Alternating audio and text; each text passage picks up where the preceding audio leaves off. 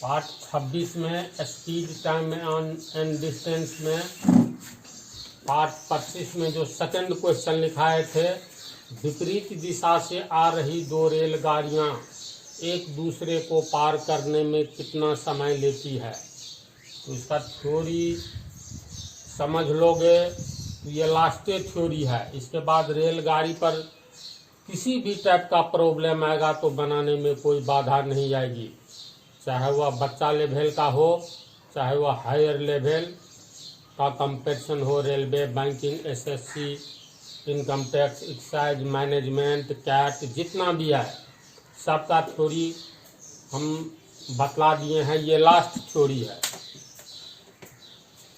तो पहला चित्र देखो, एक दूसरे को पार करते समय रेलगाड़ी की स्थिति क्या होती है। तो दोनों के इंजन का अगला भाग आमने सामने आता है और ये विपरीत दिशा में जा रही है। तो ऐसी स्थिति में दोनों का इंजन आमने सामने आ जाएगा ना, तब पार करना शुरू करेगी।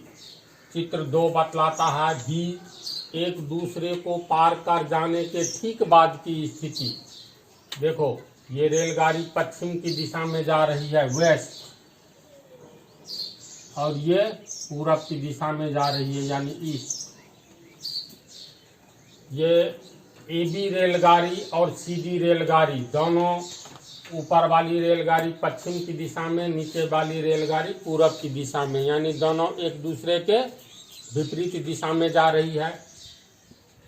पार्ट 25 में बतला दिए हैं, विपरीत दिशा में जाने वाली दो रेलगाड़ियां जब एक दूसरे को पार करती हैं तो दोनों रेलगाड़ी के पिछले बोगी का सबसे पिछला भाग आमने सामने आ जाता है और ऐसी स्थिति में दोनों रेलगाड़ियां एक दूसरे की लंबाई को पार करती है। पिछले वाला पार्ट में बतलाया है ना। मान लेते हैं पहली रेलगाड़ी की लंबाई L1 है, ये AB की लंबाई, पहली रेलगाड़ी की लंबाई जो पश्चिम दिशा में जा रही है उसकी लंबाई L1 है। जो पूरब की दिशा में जा रही है उसकी लंबाई L2 है। पुनः मान लेंगे दोनों एक दूसरे को T सेकंड में पार कर गया। इसका अर्थ ये समझो, ये जिस समय एक दूसरे के सामने आया उस समय मान लो, कुछ टाइम ले लो, 11 बज करके मान लो 20 सेकंड हो रहा है, 1 मिनट नहीं, 11 बज करके 20 सेकंड में दोनों का इंजन एक दूसरे के सामने आ गया। दोनों एक दूसरे को 5 सेकंड में पार कर गया। जब 11 बज करके 25 सेकंड हुआ तब ये स्थिति आ गई। हम लोग देखे दोनों एक दूसरे को 5 सेकंड में पार कर गया। हो सकता है 6 सेकंड में पार करे, 10 सेकंड में पार करे। तो इसी को एक वेरिएबल के रूप में मान लेते हैं। माना कि दोनों रेलगाड़ी ने एक दूसरे को 30 सेकंड में पार किया। तो सेकंड या मिनट या घंटा भी कुछ भी हो सकता है। तो 30 समय में पार किया। 30 समय का अर्थ ये भी हुआ जो 5 सेकंड में पार कर गया। तो टी का मान हो गया टी समय का 5 सेकंड।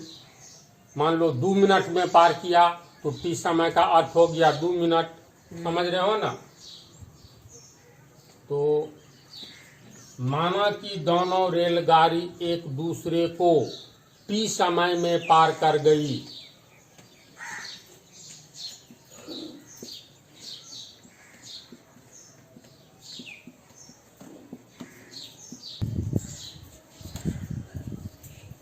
तो मान लिए दोनों रेलगाड़ी एक दूसरे को पार करने में टी समय ली, ठीक है। तो टी समय में प्रथम रेलगाड़ी के द्वारा कितनी दूरी तय की गई। तो मान लेते हैं टी समय में प्रथम रेलगाड़ी के द्वारा कितनी दूरी तय की गई। तो इसके लिए चाल की आवश्यकता है। पहली रेलगाड़ी की चाल कितनी है। तो मान लेते हैं पहली रेलगाड़ी की चाल मिनट, सेकंड या मिनट या घंटा में मानना होगा ना। तो मान लेते हैं प्रथम रेलगाड़ी की चाल बराबर V1 मीटर प्रति सेकंड मान लेते हैं।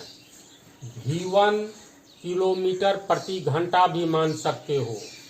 v1 मीटर प्रति मिनट भी मान सकते हो, यानी प्रति मिनट कितनी दूरी तय करती है। और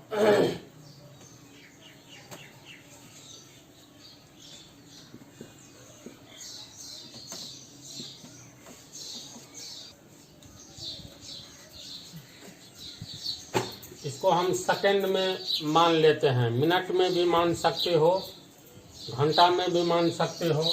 माना कि दोनों रेलगाड़ी एक दूसरे को टी सेकंड में पार कर गई, टी मिनट भी दे सकते हो या सिर्फ टी समय भी दे सकते हो, आखिर टी का कुछ न कुछ तो मान निकलेगा अंत में। तो मान लिए टी सेकंड में दोनों रेलगाड़ी एक दूसरे को पार कर गई। फिर मान लिए प्रथम रेल की चाल x मीटर प्रति सेकंड, यानी एक सेकंड में x मीटर जाती है। दूसरी रेल की चाल y मीटर प्रति सेकंड। समझ गया। तो पहली रेलगाड़ी t सेकंड में कितनी दूरी तय करेगी। पहली रेलगाड़ी की चाल कितना है, x मीटर प्रति सेकंड, यानी एक सेकंड में पहली रेलगाड़ी x मीटर जाती है। तो 2 सेकंड में 2 गुने x मीटर, 3 सेकंड में 3 गुने x मीटर, 30 सेकंड में t गुने x मीटर होगा। तो चूंकि पहली रेल एक सेकंड में, s से हो गया सेकंड, एक सेकंड में x मीटर जाती है, इसीलिए पहली रेल टी सेकंड में पार कर गई है दोनों एक दूसरे को। इसका मतलब पहली भी टी सेकंड चली और दूसरी भी विपरीत दिशा में टी सेकंड चली। समान समय में मान लो 3 सेकंड में पार किया, तो इसका मतलब पहली ट्रेन भी 3 सेकंड पश्चिम की ओर चली और दूसरी ट्रेन भी 3 सेकंड पूरब की ओर चली, तब एक दूसरे को पार कर गई। समझ रहा है ना। तो पहली रेल एक सेकंड में x मीटर जाती है, चाल x मीटर प्रति सेकंड है, इसीलिए पहली रेल t सेकंड में कितना जाएगा, x गुने t मीटर जाएगी, यानी xt मीटर t सेकंड में जाएगी। अतः पहली रेल के द्वारा t सेकंड में तय की गई दूरी कितना हुआ, बोलो। x metre, xt metre. इसी तरह दूसरी ट्रेन की चाल कितना है, y मीटर प्रति सेकंड। तो लिखेंगे क्योंकि दूसरी ट्रेन एक सेकंड में y मीटर प्रति सेकंड, यानी एक सेकंड में y मीटर जाती है, दूसरी ट्रेन एक सेकंड में y मीटर जाती है, इसीलिए दूसरी ट्रेन t सेकंड में y गुने t मीटर जाएगी, यानी yt मीटर जाएगी। अर्थात दूसरी ट्रेन के द्वारा t सेकंड में तय की गई दूरी, अतः दूसरी ट्रेन के द्वारा t सेकंड में तय की गई दूरी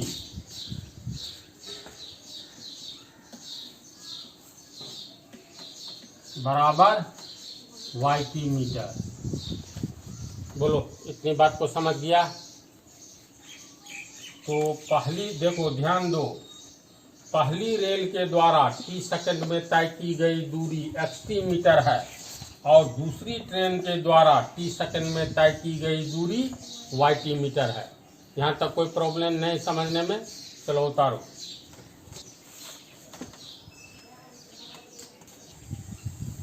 अब ध्यान दो, पहली ट्रेन के द्वारा पश्चिम की ओर t सेकंड में तय की गई दूरी, ये पहली ट्रेन जो है और दूसरी ट्रेन एक दूसरे को पार करने में 30 सेकंड टाइम लिया ना, तो इसका मतलब पश्चिम की ओर पहली ट्रेन कितनी दूरी तय की और पूरब की ओर दूसरी ट्रेन कितनी दूरी तय की।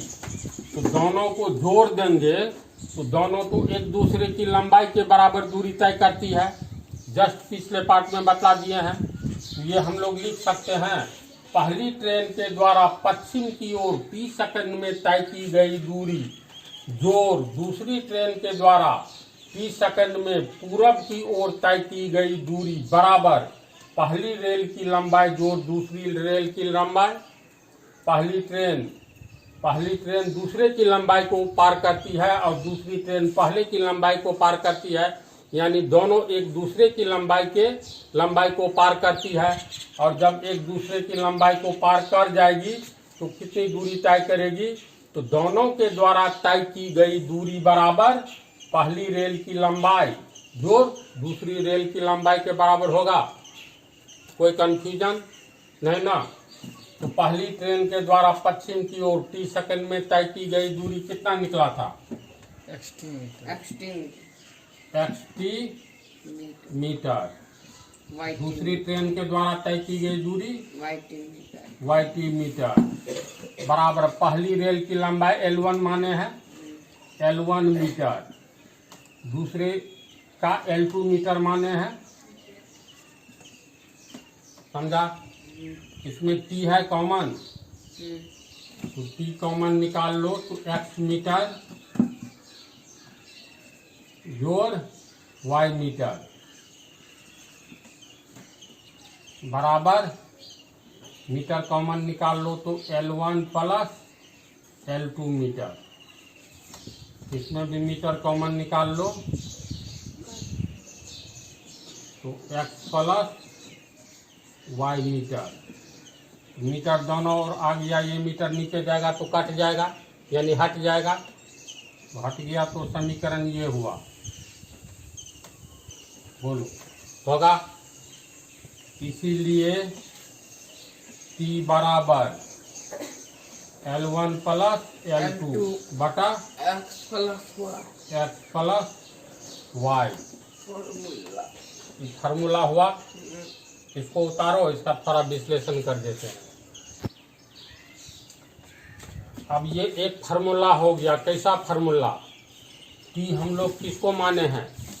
जब दो रेलगाड़ियां एक दूसरे के विपरीत दिशा में आ रही हैं तो एक दूसरे के द्वारा एक दूसरे को पार करने में लिया गया समय बराबर L1 जोड़ L2 यानी प्रथम रेलगाड़ी की लंबाई जोड़ दूसरी रेलगाड़ी की लंबाई बटा X प्लस Y। X हम लोग किसको माने हैं? रेलगाड़ी की चाल को। X प्रथम रेलगाड़ी की चाल को माने हैं और Y दूसरे रेलगाड़ी की चाल को माने हैं। तो अब ये एक फार्मूला हो गया और इसी पर तमाम हिसाब बनेगा। विपरीत दिशा से आने वाली रेलगाड़ियों को एक दूसरे को पार करने में लगे समय के लिए हो गया। फार्मूला कैसे उत्पन्न हुआ इसको साबित करना याद रखना है। अगर डायरेक्ट बुक में दिया हुआ इतना फार्मूला तो यहाँ x माइनस वाई क्यों नहीं होगा, L1 माइनस L2 क्यों नहीं होगा, है ना। तो कैसे ये फार्मूला हुआ? विपरीत दिशा से आने वाली दो रेलगाड़ियों को एक दूसरे में पार करने में लगा समय बराबर प्रथम रेल की लंबाई जोड़ दूसरी रेल की लंबाई जोड़ दो बटा प्रथम रेल की चाल जोड़ दूसरी रेल की चाल, यानी T बराबर L1 जोड़ L2 bye X plus Y।